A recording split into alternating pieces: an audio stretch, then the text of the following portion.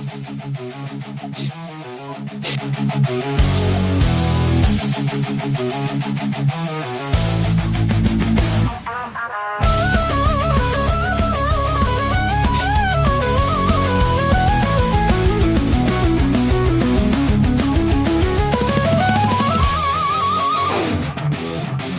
the halls where the whispers gather, conservative minds debate the future. From tax cuts to border walls, strategies clash like a political rally. Frustration brews in the chambers. As always, meet new challenges. Dissenting voices rise up, seeking unity, but finding divides. We stand strong, we stand tall. In this party, our spirit will not fall. Though the path is rocky and long, we march forward with hearts full of song. All right, here we are. Great The hook. Rebel Great Republic.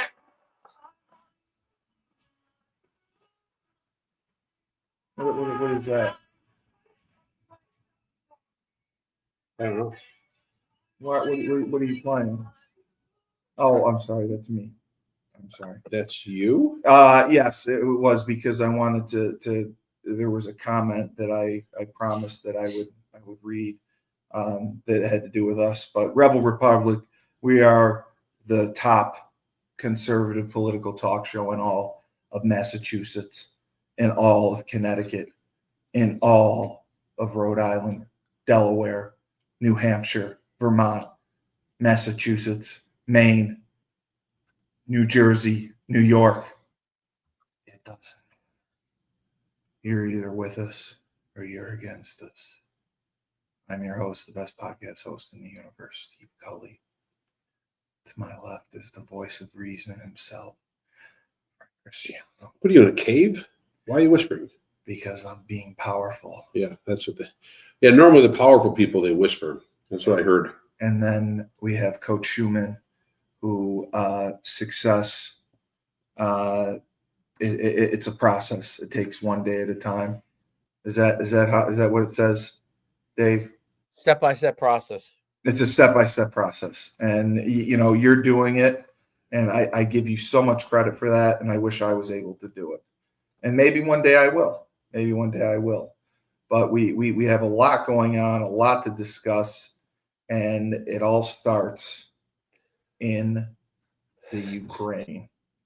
Okay. Which is not being reported by any of the United States media, which is outrageous. And I wonder why.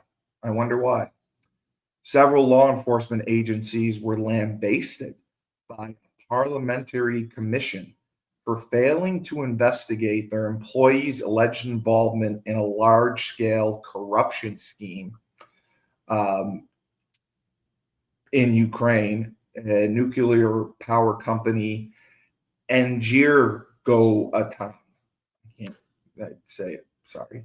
The alleged ringleader is Timur Mindush, a close associate of President Zelensky.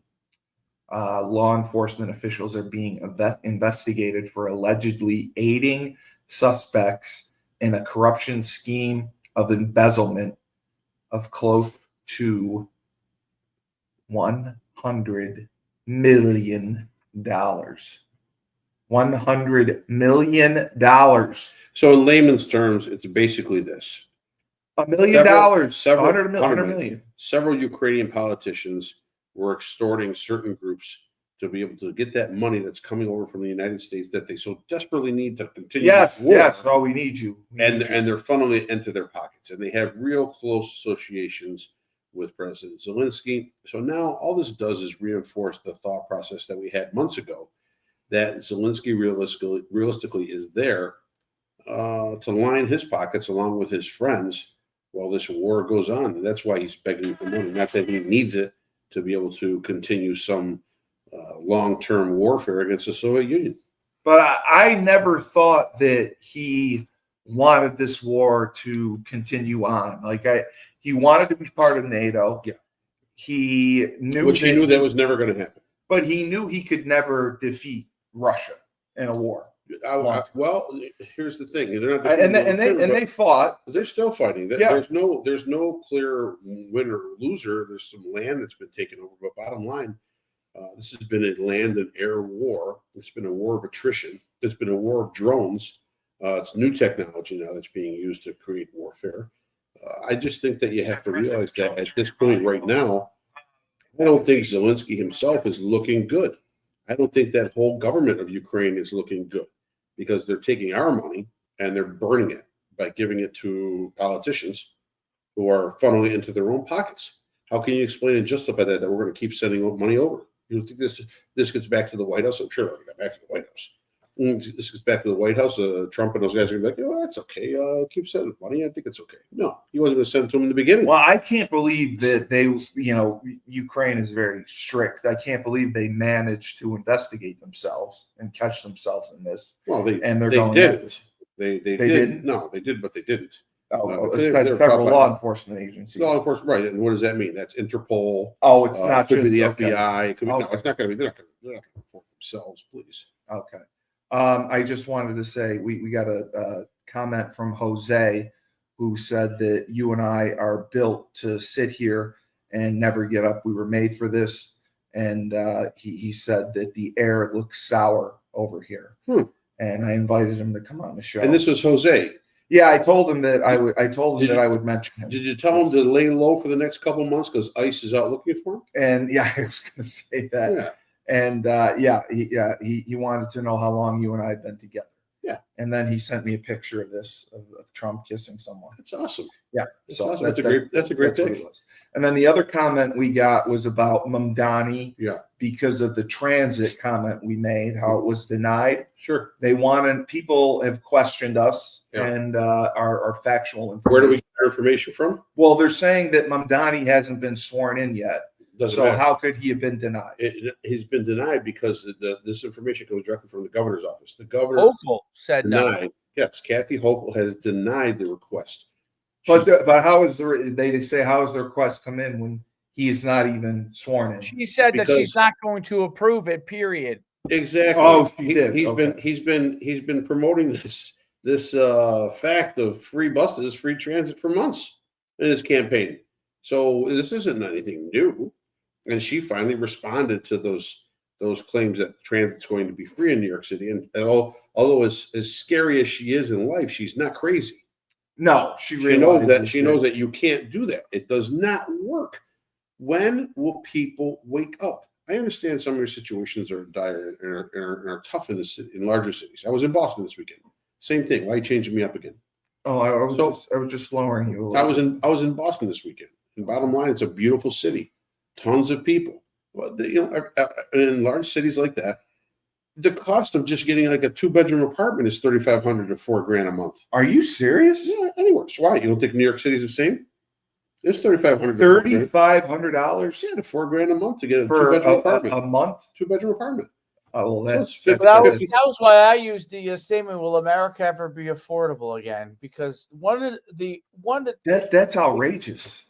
One of the things that is a And that's why concern, inflation. especially for young people, and if I don't know if you noticed, but like there's like talks of Mexico having the young people are revolting. There's like I don't know if you saw the video, and then Indonesia, I think, and then in other countries.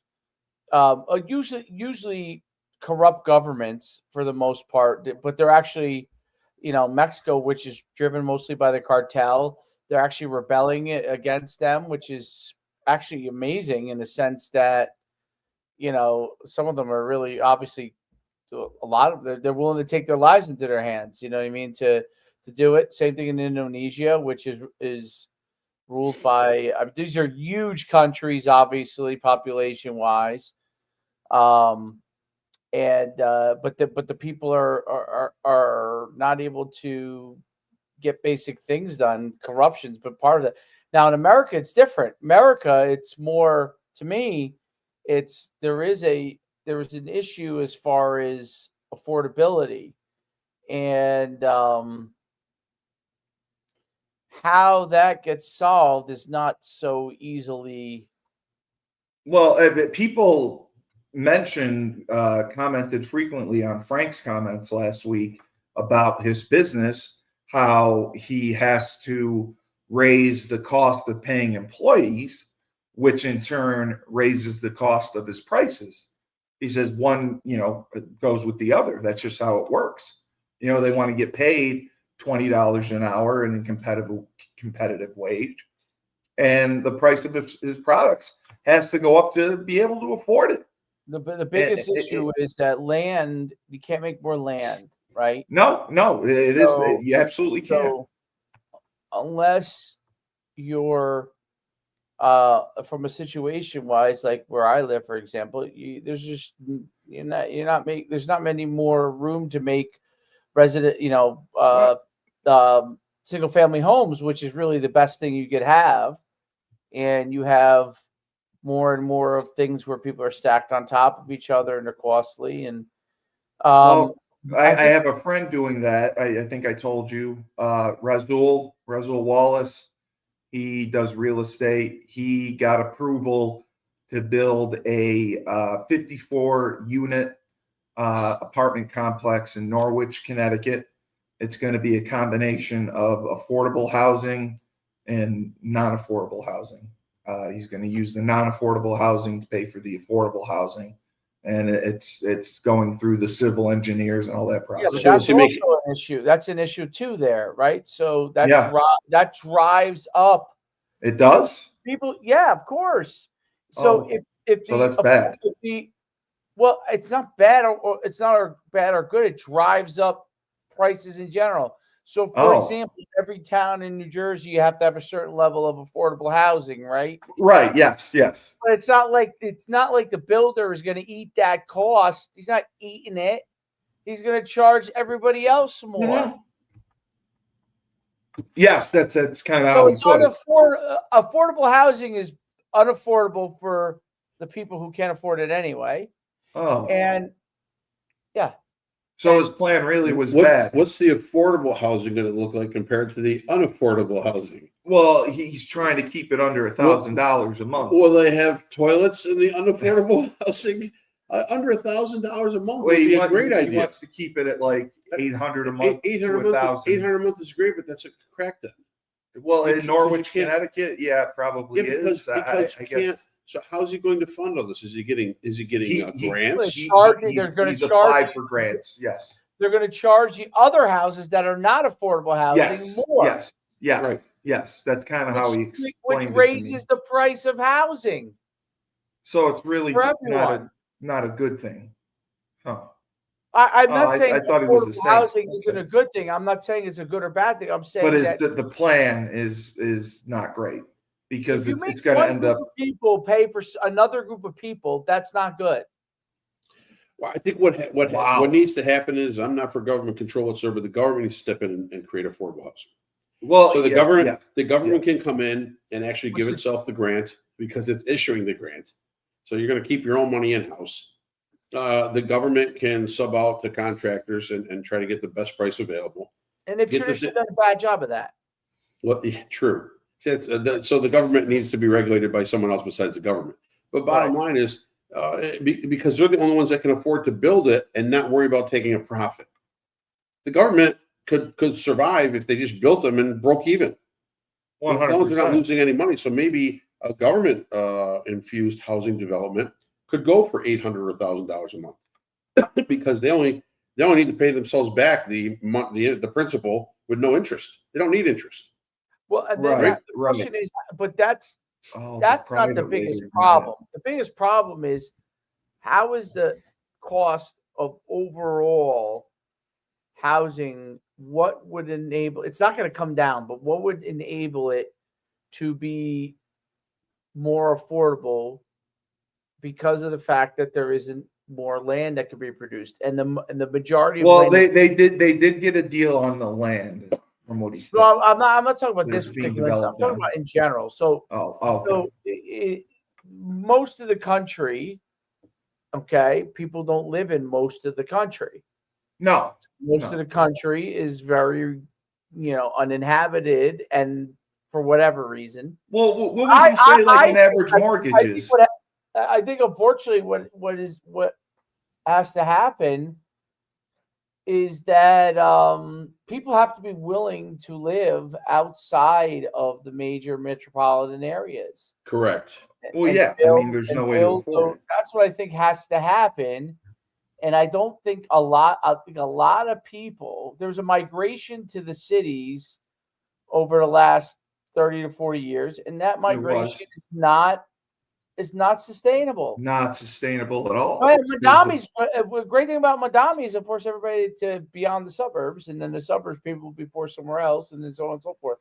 But and then people maybe are leaving the city in droves because of grows, this. right? But they're driving up the prices in like Florida, for example, right? So, Correct. Because right, it's that's not they don't move to Montana or no. Bozeman, for example, or they don't move to Iowa, or they don't move to what I'm saying. Wisconsin. Yeah. Well, I think the jobs is a factor on where you're going to move to. Of course. So a lot of the major cities are the ones that are going to have more job opportunities just because Right. of the action that goes on there. So now maybe working from home was not a bad idea. Maybe everyone needs to work from home because then you can go find affordable housing. You can live in Utah and work for a company based out of New York City. But is it worth like an hour commute to the city if you live outside the city? Most people are doing that right now. Yeah. I drove out of Boston at 6 o'clock in the morning, and my shot out from Boston was no cars whatsoever. I look on the opposite side of the highway of I-90 coming into Boston, and it's probably a 45-minute traffic. Oh, it's a nightmare. Everyone's coming into work to Boston from outside the area. It's an absolute Because you know why? I mean, I talked to Uber drivers when I was there. I talked to people who work at the restaurants. It's unaffordable. There's no way they can live in the city itself. They have to live in the suburbs somewhere. Dave, what would you say an average mortgage would cost if you were doing it by the country? I just saw something that was like $400,000, the average home price, which. So, and Trump mentioned something about a 50-year mortgage they may offer. So I think Trump that's is talking crazy. about a portable mortgage, which would be phenomenal. Okay, which means that if Frank owns his house, okay, and Frank wants to go and he got whatever rate he got, I don't know what his percentage, let's say whatever his percentage is, he could then take that mortgage, sell his house, go to a new house, buy that new house, and keep the same mortgage rate that he had. That's what Trump is trying to get approved, a portable mortgage, which I think is a great idea, because that will allow people that would be huge, who don't want to pay the extreme the rates that are out right now. Why would you want to pay this rate if you pay 3 or 4% less when you got your house? So you're not going to sell your house. So in order to get the market moving, give them a portable mortgage. So people who are thinking, hey, I'd like to live somewhere else, better, bigger, smaller, whatever it is, but I don't want to pay the higher rate. This will allow them to keep the rate that they originally had at their current mortgage and move that to the new mortgage.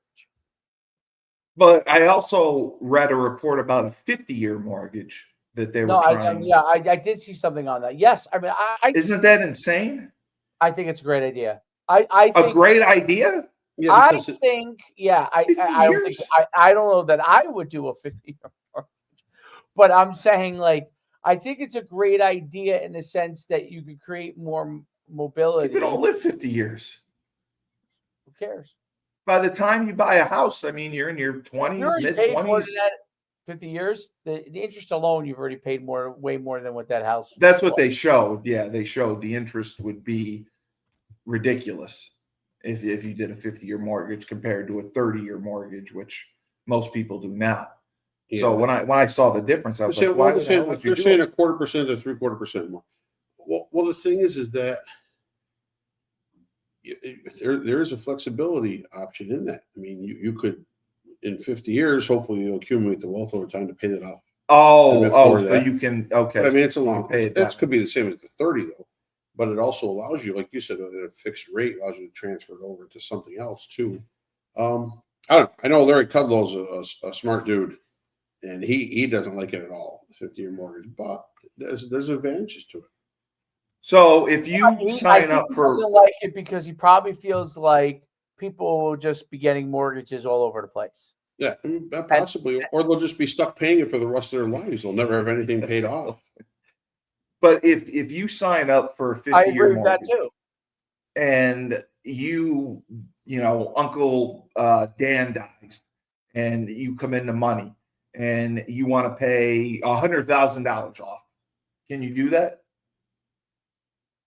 for your mortgage? Can you say, I want to pay $100,000? Yeah, some are open ended. Depends, as long as your mortgage is open ended. Yes, you could come in and pay the whole thing off anytime. Or but if you paid the $100,000, would it lower your monthly payments? Well, no, it would lower your principal. Oh, but it would not lower the monthly Well, payments. it all depends how far along you are. Everything's a time constricted thing with mortgages.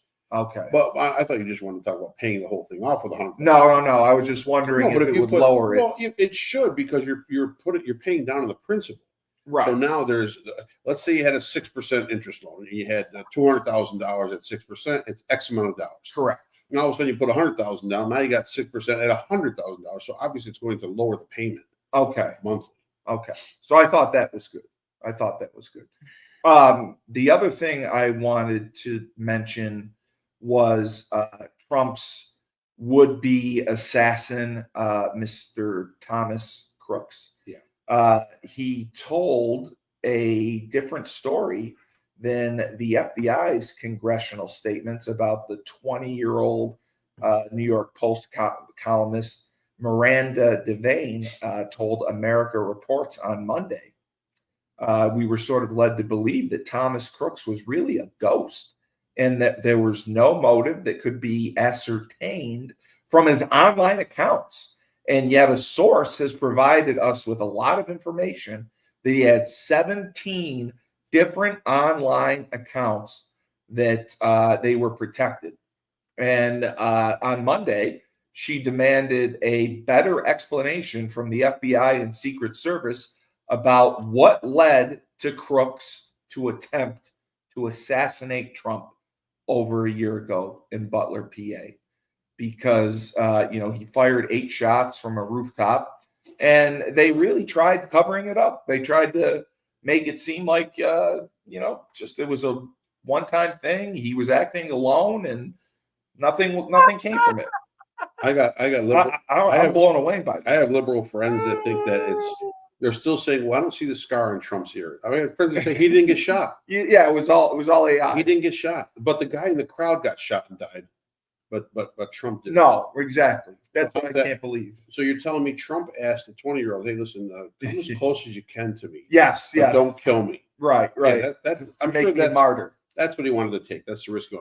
People they've bought into, and especially my buddy uses AI to get all his information. He uses ChatGPT to get all his information like that. So does Dave, but who inputs that information? It's just really sucking up information from it is media reports and news agencies. They have to run. So bottom line, it's still the same people writing the same information. So if they want to have you believe conspiracy theory, they can pop that in the right way, and you're going to believe it. And that's what's happening. People don't take things for facts. The guy got shot. The kid that got shot, right? Dead.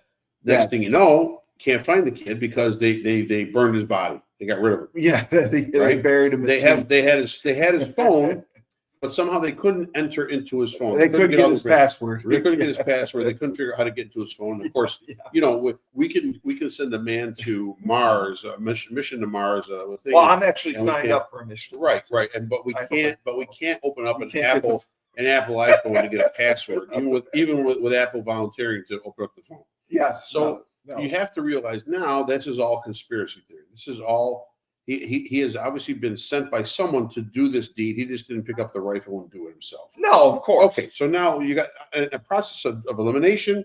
Is it anyone on the Republican side? No, because they were desperate to win. So why would they want to kill the one person that could actually get them the office back? Okay, no. So is it Trump himself? No, Trump's not retarded. He's not going to say, "Hey, listen." He knew. He's not going to say. He's not going to say, "Take a shot at me," and just get close enough to peg me somewhere so I bleed a little bit, so it'll look more realistic. And trust a 20-year-old kid to trust do a it. 20-year-old kid to do it who was working in a nursing home serving slop. So I think you could do it. Right. Yeah. And then also, and then someone else gets killed in the crowd just by accident. Yeah. Yeah. And people believe collateral damage. So now, to me, the evidence turns to the DNC and the Biden administration because they covered it up. Feared this man. They feared this man running. What could happen? What could happen if he wins? They feared that they would lose power. They feared that things would be exposed that they were doing, which that's what Doge did. I mean, we had a list of where all your tax-paying money is actually going, right? So the bottom line, there's no theory anymore. The actual evidence is clear that the shooter was paid, funded, trained by someone in the Democratic Party, and liberal left, a socialist, an assassin. But the money and funding had to be coming from the Democratic side because they did not want this guy. They tried everything to cut, and they couldn't get rid of him. So the next thing is let's off him. Yeah, and we can't get into his Apple iPhone. Right. So, but there's evidence out there. They know who this kid is. They know what he's done. They've got information. 17 accounts. Right. That's amazing that they basically said he was a ghost. But now my thing is, if we do have the information on this kid, why is it not released? It is allegedly going to be released along with the Epstein files. Yes, that too. Oh, good. Okay. Yeah, Dave, what do you think about just like the Kennedy files? Well, the Kennedy files, there were people still alive, I guess. Yeah. So they couldn't do those. But there was a nice article on why Trump reversed course on the Epstein files. I'll get into that. But Dave, what do you think of the assassination attempt and how they found 17 accounts of this dude after saying he was a ghost, he acted alone, one man, he took a shot, 20 years old, not a military trained guy. Yet we're going to give him a rifle, send him on a rooftop, and just take a shot, try to get my ear, and if there's collateral damage, just collateral damage, we'll deal with it. And then we'll just burn the body and bury it at sea. So is your question, do I think that happened? I hate when you do this. I hate it. You didn't ask a question. I give I gave enough information so you could give a comment or a retort. I didn't ask a direct question. The question would be, what is your opinion that they found 17 accounts on this person, that it did exist, that they weren't able to get into his phone or they stopped trying to, and they really buried this. A true conspiracy theory, a true cover-up that happened right in front of our eyes. What do you think about that happening in the U.S. of A.? Is that a good enough question for you? My question is this: covered up from Biden, not administration. They found the 17 different accounts that he had recently that apparently the Biden administration and the previous FBI director had found, but they clearly kept quiet. They didn't release that information. And now it's starting to trickle out that this person was not a ghost. This person had accounts. This person had a mind of his own. And there was much more behind it than obviously a 20-year-old nursing home employee climbing a rooftop with a rifle, taking a shot at Trump. What is the evidence of that? The 17 they found 17 different social media accounts about him. They found several posts that he made that were anti-Trump. And no, I'm not doubting that. I'm saying that you're saying that there's a conspiracy that others were involved. Well, there's a conspiracy that it was hidden by the FBI and hidden by that other I would agree with. Yeah, government officials. They said nothing. Nothing even happened after. Yeah. It was So, buried, and I they don't know. buried I him don't at know sea. who helped him or didn't help him, whether he did it by himself or he didn't. I don't know any of that. All I know is that there was nothing done. Well, weren't the Secret Service agents fired? The head of the Secret Service agency was let go because she gave up the excuse that Yeah. we couldn't get up and inspect all the rooftops because the roofs were slanted. The pitch was dangerous. We didn't want to send guys. And while the people were calling the police saying there's this guy scaling There's a guy scaling the roof. We can't send anybody because the roof's slanted. Yeah, no. Well, how about this? Did you see the thing with Charlie Kirk? They interviewed his head of security, and I can't think of the guy's name, but he's a famous podcaster. He interviewed his head of security, and he said he talked to wherever Utah Valley, whatever that school was located. He talked to the police and said, "Hey, do you have someone that's going to be in this stairwell? If not, we'll provide a person." The guy said to him, "We got it taken care of," and apparently, and that was it.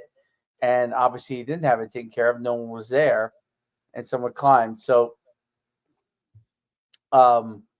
it was obviously It's unbelievable that they let that happen. Because they're ordered.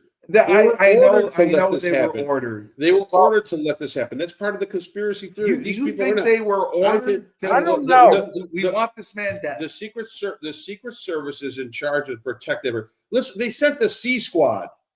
They didn't give him the A or the B Secret Service squad. They sent the C Squad. They sent a bunch of women. Women that can't pull her gun out of her holster.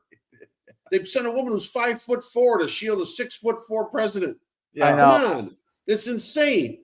You know this was a setup all along. I think it was a setup all along too. It was a setup all along, and then afterwards, well, I believe I think that it's been set up for years. the Democrats were.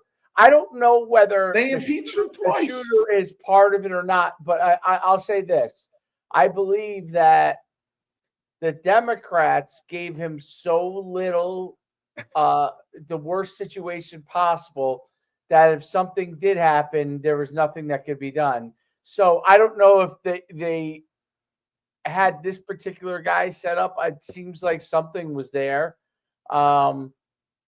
It does seem group is nothing responsible. would shock me. Nothing, absolutely nothing would shock me.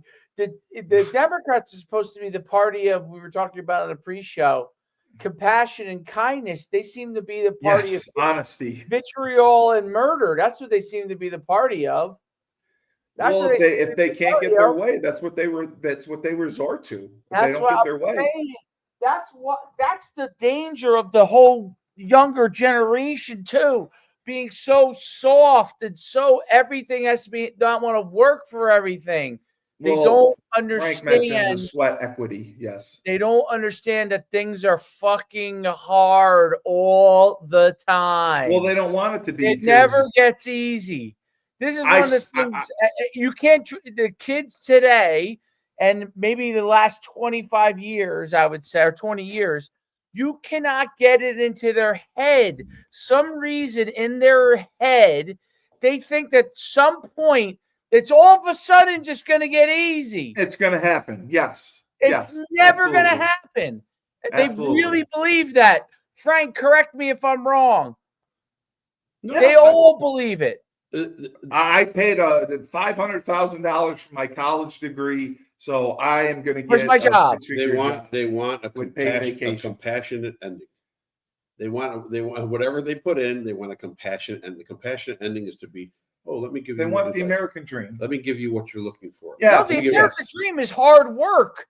Yeah, that's what it used to be. It's not anymore. Pretty house. That was the American dream originally. I got my piece of property. They're waiting. You're in a long line, right? You're in a long line, and they're waiting for the compassionate guy. Excuse me, sir.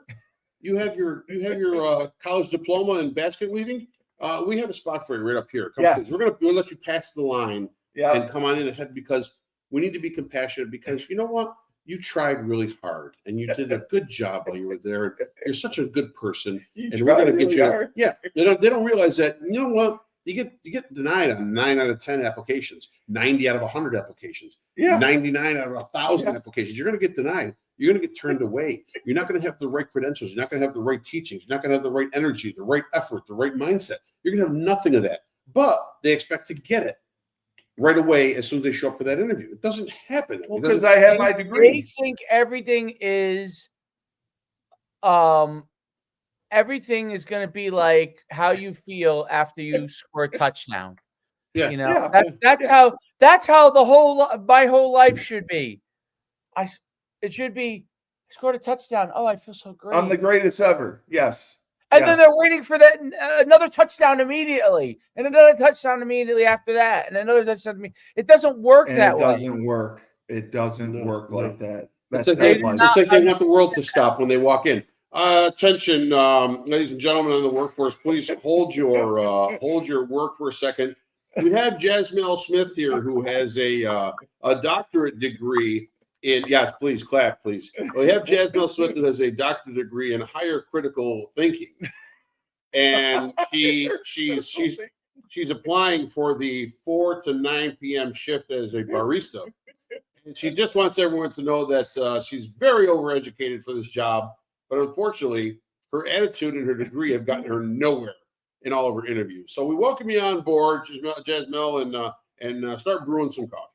That's basically what they want. They want to be the center of attention because they got a diploma, because they actually it's a degree. Yeah, degree. Congratulations. Yes. Now go out and try to. That's why I told you. That's why I told you. This one transfer portal in football.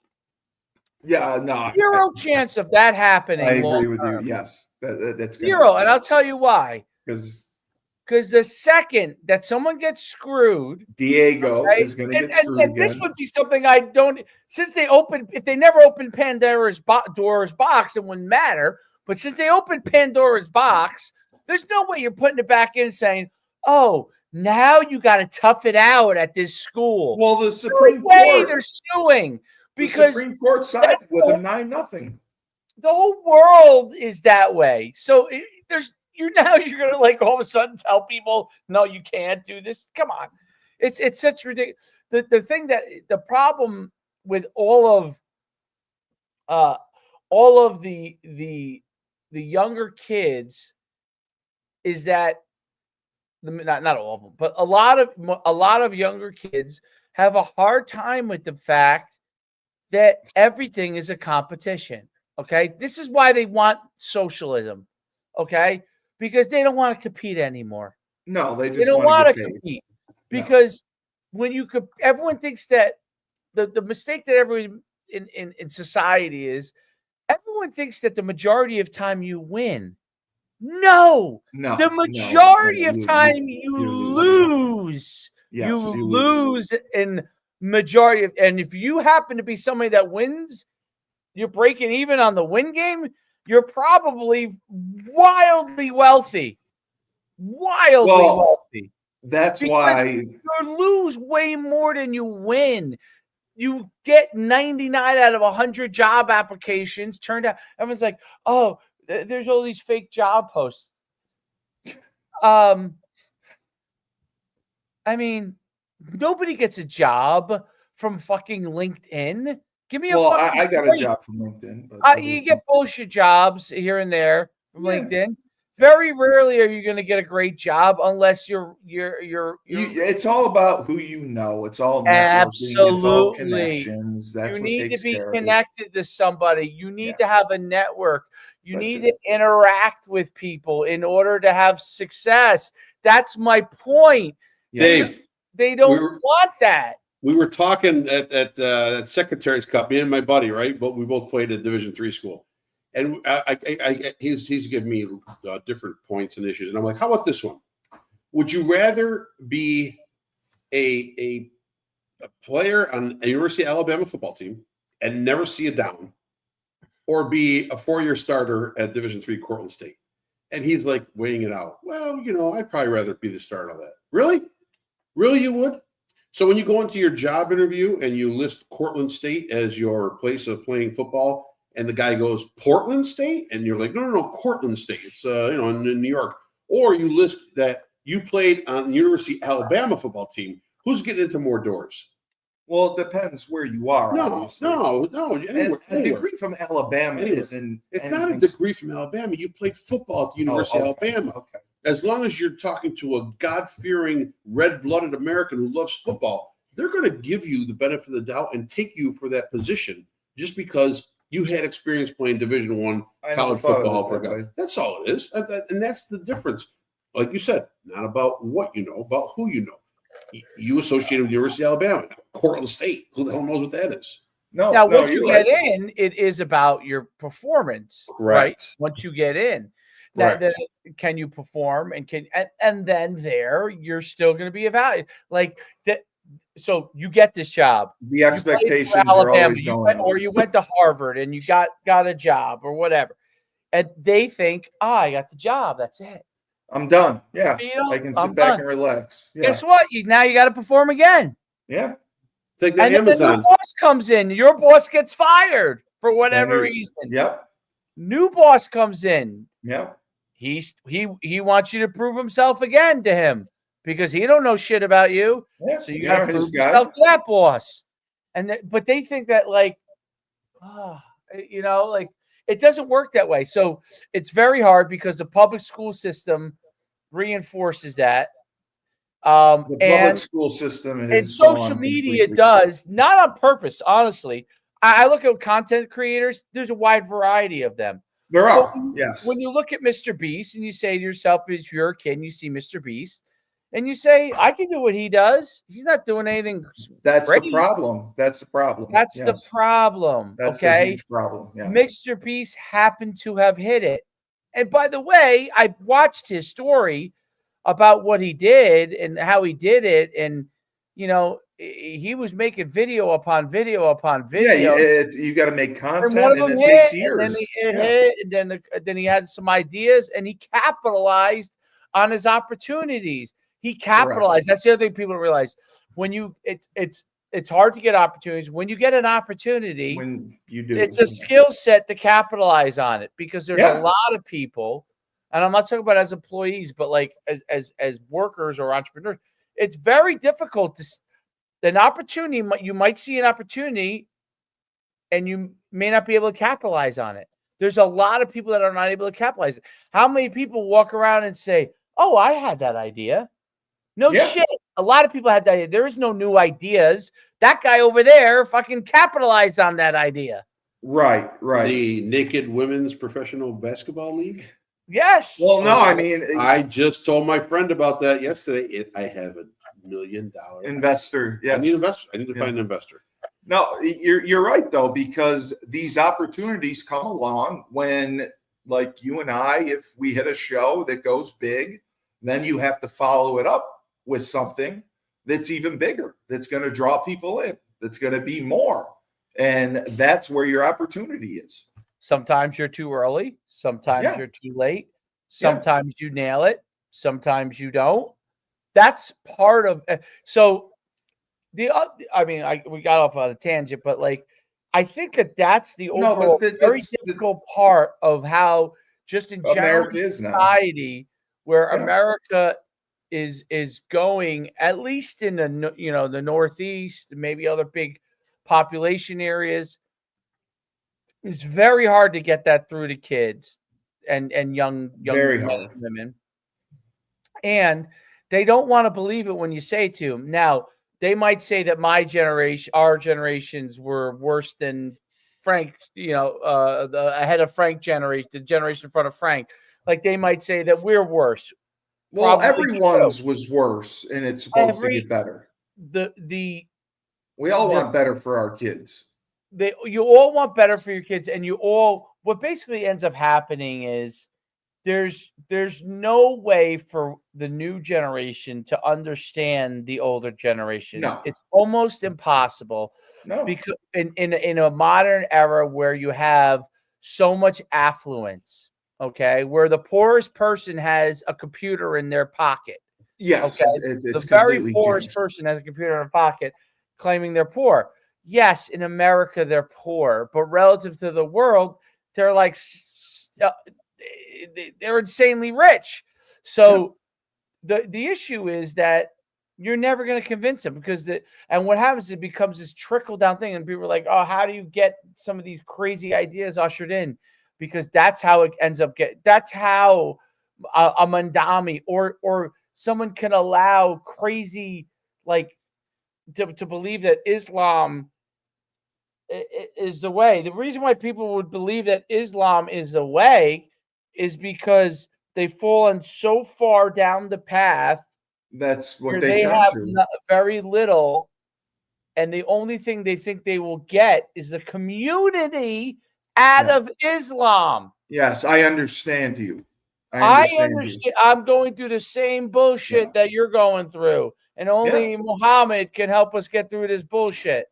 Yes, Okay, we have to and then stick we all pray together. together, and we hate everybody that isn't us because we're the only ones going through this bullshit. It's a woe is me fucking situation. Okay, but it allows people who are either in bad situations to congregate and say, hey, how can we try to figure out how to be a little bit better in their world, and think that everybody else, by declaring everybody else the enemy. It's a terrible way to view the world in a lot of it, to me, in a lot of instances. No, it is. It It's is. a very, And very, it's a very, very not defeatist. it's negative. It's a lacking narrative that everybody's taking from us. It's And hopeless. this is all we have is us and against them or these people, unless they're us, then we can't get along with them. That's a very, very lacking narrative. And I talked to a few people at the UConn game, a friend of mine in Shank, and fresh Ned Von Young. Yeah. He was saying that this generation especially should focus not on jobs. They need to become business owners, because I agree with that. Job opportunities are going to dry up. But the bottom line is this: people are. I They agree don't want to put the work in. Entrepreneurship, some small business ownership will be a good path for a certain amount of people. The bottom line is 99% of the people are not wired for that. No. Okay. It's not that they can't do it. They can. 99% of people wake up in the morning and that want to work will say, hey, I want to go get a job and a paycheck. Okay. Yeah. That's where 90 and go home and not have to worry, worry about what the owner has to worry about. I don't think that entrepreneurship shit. I think in this world, it's becoming more necessary for you to get income. That's why you have the boom in freelancers. That's why you have the boom of short-term work. But I also think you got a lot of people that have chosen that path and have realized how hard that path is. Yeah. And they get even more angry. They do. No, I mean, you told me that being a freelancer was freedom. You told me that being an entrepreneur was freedom.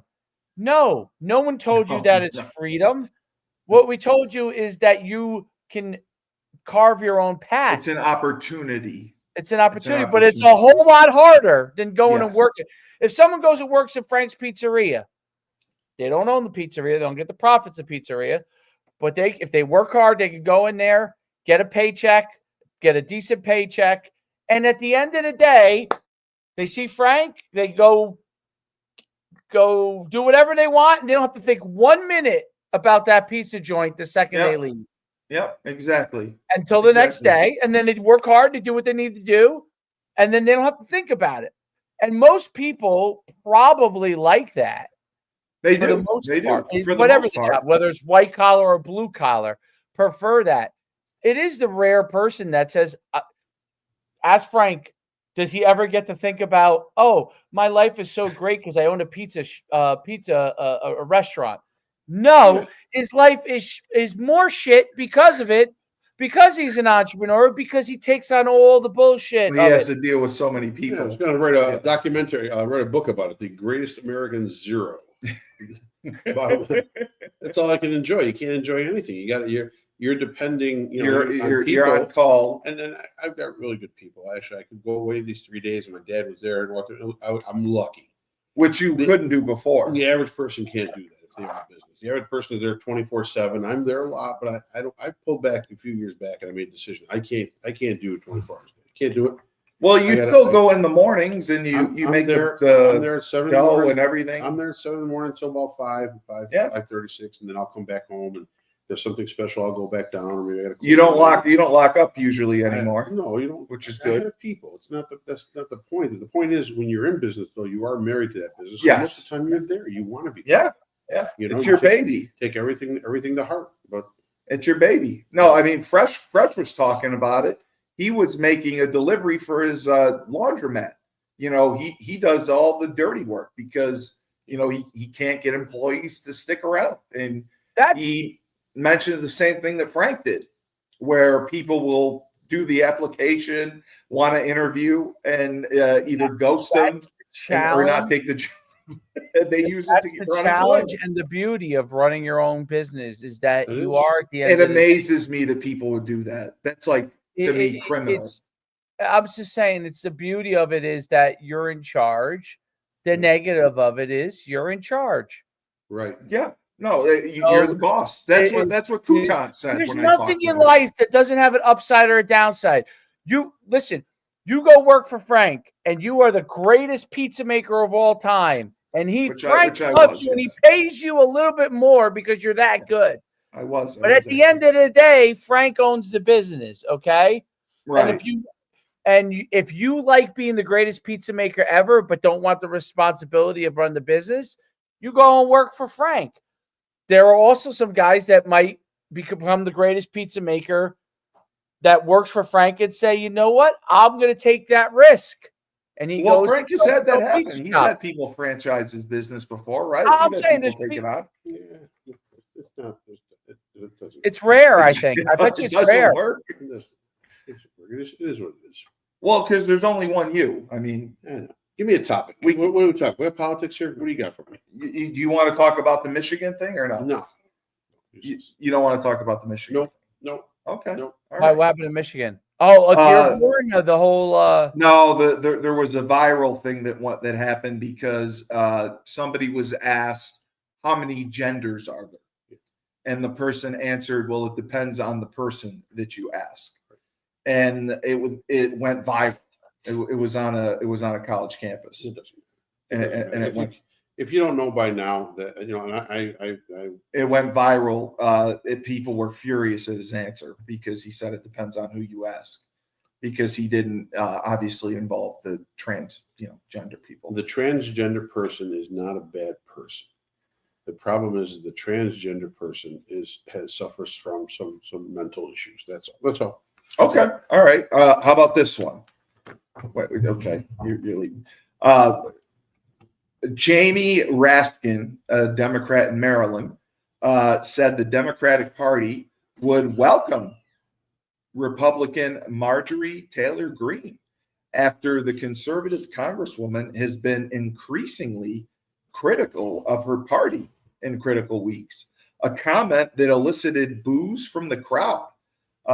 She made comments while speaking at the 2025 Blue Bash Brunch Democratic fundraiser in Miami on Sunday, where he said his party has a big tent that welcomes all patriots who would stand up for the Constitution, and that's Marjorie Taylor Greene. Do you see her changing parties? No, listen, we'll do a one-on-one swap. Give us Fetterman, we'll give you Greene. We'll take Fetterman. She would really switch? Huh? You think she would switch? She's a lunatic. Yeah,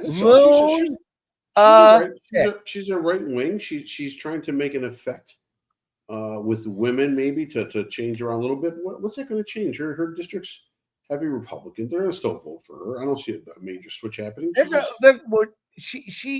her battles with she complained over the Epstein files not being her released. Battles with Trump are so off her. There's a few people that are off their rocker. You're right. I'd trade for Fetterman. Fetterman got jolted and decided that he's a Republican. Did you see his face? You see his face from the fall? Oh my God, he had 20 stitches. He looks like his face looks like what Mike Tyson's tattoo looked like on his face.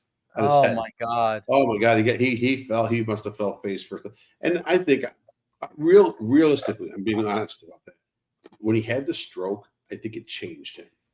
So it's changed him to where maybe he's a little more thoughtful. Like in the beginning, we were walking around, all the Republicans hated him. Oh, it's Shrek, and he doesn't dress up, and he has all these wild and crazy socialist ideas or far left ideas. And now after the stroke, he wins or has a stroke. He wins. Now he's in office. Now he's like, no, I support the Israelis, and I support, and all of a sudden the Democrats are like, this is insane. We don't want this guy. He's out of his mind. I mean, so take him over, swap it 1 for 1. That's all. The other question is, now the government shutdown, it's not solved, but they extended the deadline. Yeah. Do you think that they will come to some sort of agreement next 60 days to get this thing going again? And people have asked, what is the future of the Affordable Care Act? What do you think is going to happen? They'll get something signed. They have to. There's not going to be any benefit to either party, especially the Democratic Party, doing another holdout. So the Affordable Care Act. Here's the thing with the Affordable Care Act. Yeah, they're going to keep the Affordable Care Act. They're going to try to make and put proposals to make changes to it. Instead of, I said this too. I sort of disagree the way they're going on this. What they want to do is they want to put cash in people's accounts to be able to pay the extras that may be on their medical coverage, instead of giving them grants or freebies and payments from the government to be able to lower the month-to-month cost. The problem is this: the average person in this country has an IQ of about 93. We talked about this. Yeah. So now you're going to tell me that you're going to give somebody money 93 to put into an account they may not even have. I know people that don't even have checking accounts. You said that. You said your employees. They don't have checking accounts. So you're going to tell me you're going to give them money to put into an account, and then they're going to go online and take the time to actually read the entire policy and read what needs to be paid month for month for the deductions or for co-pays or for that. And they're going to make payments all the time out of their account doing that. I don't see that happening.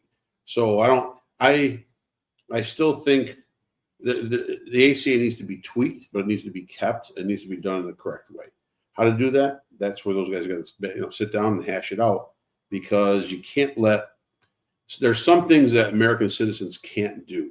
The average citizen can't do that. I'm telling you right now, they can't do that. I agree. Higher educated citizen can. You walk the streets and you're going to tell me you're going to find people that are going to do this, just walking on common streets? Absolutely. Dave, let me ask you, because I've talked to several insurance guys who say they're afraid to put people in the Affordable Care Act or Medicaid because they do not know the future of it. They don't know where it's going, and they think it's going into the toilet. So they don't want to put them in policies with premiums that they can't predict how it's going to shake out. What do you think is the future of the Affordable Care Act and Medicaid? I don't know. I really don't. No idea. I have no idea. I do not know. But you think it'll still exist in some form? I think Obamacare has destroyed the health insurance industry. What? Destroyed it? Yeah. It's destroyed healthcare. Really? It's destroyed healthcare. Yeah. You think it's destroyed healthcare? Yeah. Frank? I think it's set the cost of healthcare so high right now. Oh yeah, it is. That's what's eating up from the inside out. I mean, bottom line, the ones that are making money are the insurance companies. This is why they want to put money into each person's account. They want to eliminate the third party carriers or negotiators to go in there and take 30%, 40% of what's being spent. So I understand the Republican side. I get it. I understand the Democratic side. What's going to happen? You got over 40 million people that use this, 43, 44 million that use it. What's going to happen to those that get those subsidies to be able to have an affordable? And listen, I pay right now, I pay $23,000 a year for medical coverage for my family. Right, for everyone. Okay, yeah. So I mean, that's a lot of money. No, it is. If I'm pulling in, let's say if I pull in $100,000, that's 23% of my gross just going to healthcare income. Right? I mean, so. And is it good coverage? Would you say it's not bad? It's a silver coverage. I mean, I got a decent copay. I got decent deductibles. That I got my your prescription costs. You don't get any dental. You don't get any eye care. No, get you none of don't. that. Yeah. So really, what are That's you getting? So why not do the revolutionary moment right now, What you said. which would be full medical coverage for every person. Universal health care. Yes. Universal health care of everything. That's what you want. Yeah. Eyes, Ears, hearing, yeah. dental, everything. Figure it out across the board what you need to raise money-wise, okay, and how you need to raise money-wise. I'm sure no Democrat and no Republican would complain if $300 to $400 to $500 billion coming a year into tariffs would go into medical coverage. I'd rather see that go to cover the deficit, but people need health coverage. They do. Okay, they need prescription. They need low prescription costs, very low prescription costs. They need, People can't get their drugs. right. So Right, this could be an aha moment for the Republican Party to actually say, we do care about the American people. We're not here just to cut stuff. We're not here to trim. We're not here to hurt. We are going to start Trump Care. And Trump Care is going to cover everything. And we're going to make it work. We're going to figure it out. And I'll tell you, at that point, that's when the Democrats say, no, universal health care is terrible because it's named Trump Care. Yes, Right? They would be, we're against universal because coverage. they get rid of Obamacare. It's Trump care. Right, it's Trump Care. Trump Care. That's how you would trump them. No pun intended. Right. So I think this could be, there are several points in time right now. They could have aha moments and just really set the tone for the Republican Party for the next 20 years. Because if they come with a better version, Obamacare is great, but that doesn't cover everything. No, right? It doesn't. So now, Negative of the old adage, which I really for the longest time agreed with, is that you needed competitive. Tariffs are taxes. They're raising. Okay. I was just reading a comment by Dan Byers. what's the comment? Tariffs are taxes. They raise prices on Americans. That's why Trump is rolling back tariffs on beef and coffee. Y'all need to lay off the gaslighting. No, there's no gaslighting. Sorry, whatsoever. Dan. He is pulling back on those certain items because we're trying to lower the food is the one major cost where people are coming and complaining about. He's trying to lower the main staples that are higher right now, and not totally due to tariffs too. I mean, I think American beef farmers are one thing. They've cut back on production. They said they've had a slowdown in calves raising all that. So the meat cost has gone through the roof. It's crazy. Coffee, yes, I understand that the tariff's high. Tariff is a tax. We do pay it. But bottom line, if those tariffs go to paying off the deficit, go to full medical coverage for everyone in this country, that would be a good thing. That would be acceptable. Have no problem with it. Now, companies also have to realize that they're going to swallow some of that tariff. They're not going to pass on the entire amount over to the consumers because with fair competition, there's going to be more than one company. You're going to have to stay competitive as far as selling your products. So they're going to keep those tariffs at a meaningful level and not choke the public. The problem is that I talked about it 3 different times in the show, and no one seems to still get it. The only reason your costs are up higher, okay, is because the minimum wage went up. He says the deficit is rising at the highest rate in history. The deficit has risen all along. Yes. Yeah, it's never said to slow down. No. We were balanced at one point under the Clinton administration. We were. Okay. So there's no way I'm not defending. I'm not attacking that whatsoever. But bottom line, the deficit. I don't know if you get back on that and balance in the budget. I think that healthcare, when it actually was for competitive, you actually there's no competitiveness anymore. It's No. like You're stuck with what you're stuck with. You're stuck with a handful of firms setting prices on things, and there's and you can't go out of state. Well, the ACA doesn't allow you to go out of state. No. If there's a company in California that's offering a much better policy, you can't go and get it in New York because you're stuck in New York. That's part of the problem. It's people who have like real serious diseases like cancer and stuff. How do you go leave your state? You can't go to Sloan Kettering in New York, or I'm saying, like, you're stuck. So I don't know. I mean, that would be complete socializing the healthcare system. I don't know what the consequences of that would be. How you would make it work. Well, the problem is what Canada goes through. Canada's socialized medicine. Well, you just have to wait 8 months to see a doctor. The wait times are huge. The doctors are fixed. It's not like you can go and choose the best doctor in the area. Right, or anything, correct. You're stuck and the emergency room Oh, visits are my forever. God. If you got to get a CAT scan, it's a 6 to 8 month process. So that's socialized medicine in a way. I think we could still make that work here in the United States as far as covering everyone. I think we could work it better. Yeah, I agree. We can. There's ways to no. We have to get the partisanship out of the way. And you have to sit down and talk and figure out where income streams could come in the future, right? Where we could trim in the future to not be able to have money come out of the government and instead pour it into medical coverage. Hey, listen. If Doge found 400 million or 400 billion of money floating around, that's 400 billion every year that instead of going to overseas causes can go into the medical coverage. If Trump's pulling in 300 billion in tariffs a year or 400 billion, there's another 300 or 400 billion. You got 800 billion right there. They said, what's it going to be? Yeah. 1 trillion a year or 1.2 trillion a year more for universal coverage? You're almost there. And if we get rid of coverage for the illegals, then we get there. That's a possibility too. Yeah. There are a way to work the numbers. There are ways. Yeah. So, Dave, I'll finish on this. There were several comments about the Democrats obviously winning with, we talked about Mamdani. We talked about the governor in Virginia and the governor in Jersey, Mikey Sherrill, who won. Do you think that this is going to have a revolutionary effect on the midterm elections next year? Because that's what several commenters mentioned, that this is just the beginning. Too early to know. You really think it's too early to know? Yeah.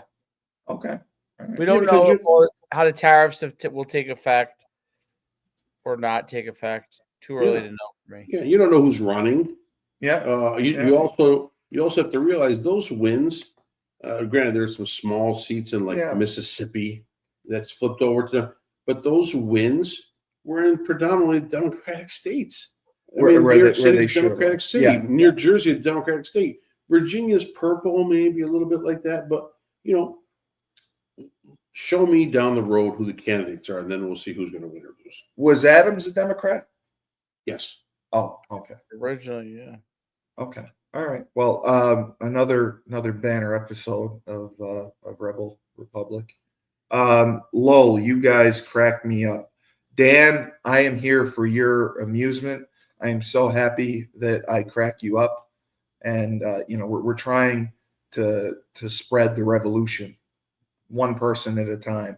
And if we changed your mind, then we had a successful show. That's all that counts. I think he's making fun of you. Good luck to y'all. Do you do some research? Yes, we do research. We do a lot of research, Dan. None whatsoever. If Just you throwing facts out there. We'll give you $1,000 a week if you want to do research, Dan.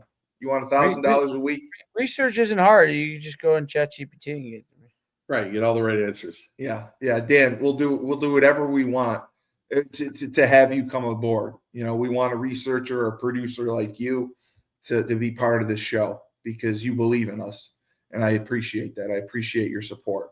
You're wonderful, and I wish you all the best. He's telling you to go make fun. To go after yourself. No, I know he is. He said that we made so many errors and we're awful. Yes. Oh, I'm sorry, Dan. I didn't mean. At least you're listening. We've got 5 comments for you. You've helped us with the algorithm. I appreciate it. Well, yeah, I mean, I try to listen. I'm not trying to make errors, Dan. Can you make me better? I mean, would you talk to me? So I want to be educated. I want to be educated so I can be a better host. Name me one error. Well, put one error on the stream here right now, please. Yeah, I'd like to see. Yeah, can you show? Would you mind revealing? You don't have to reveal like 10. Yeah, right. Can you reveal one error that we've made? One. Other than the tariffs being taxes and tariffs are taxes. We agreed with that. There's no questioning that whatsoever. Yeah, Dan, come on. We'll guys wait. make a We'll lot wait. of We'll give you a errors. couple minutes. We'll give you a couple minutes. Come on. Yeah, I'd love to see what you have. We got time. I'd love to see what you have for us. And, it's important to me to make our viewers happy. And if you are disgruntled and you don't think that I'm doing enough research, I want to be that guy. I want to be the best. I'm the best podcast host in the universe. And if you're not feeling that, then, please help me. I'll do whatever it takes. It's coming any second now. Do you have anything? The errors. Any errors? The missed Any numbers. errors? The Was errors of your way, you the lousy error Republican. the error on Ukraine, was that wrong? Marjorie Taylor switching, was that wrong? The young people wanting to open businesses and having things handed to them, was that wrong? I'm just trying to think. No. All right. Well, Dan, if you come up with anything, please feel free to message us. Send it by Pony Express. Yes. Please mention it to us. I'd love for you to be our producer. It's $1,000 a week, and you can help educate me and I'll show me how to do research, because I don't want to fail at that. So we appreciate your input. Your value to this show is unprecedented. So for the voice of reason, Yes, Frank Cristiano, he was the voice of reason. Dave Schumann, who did not yawn, and we managed to get him fired up and have some attention. I'm Steve Gully, the best podcast host in the universe. This has been Rebel Republic. And remember, you're either with us or you're against us. And when life gives you lemons, don't make lemonade. You take 2 oranges.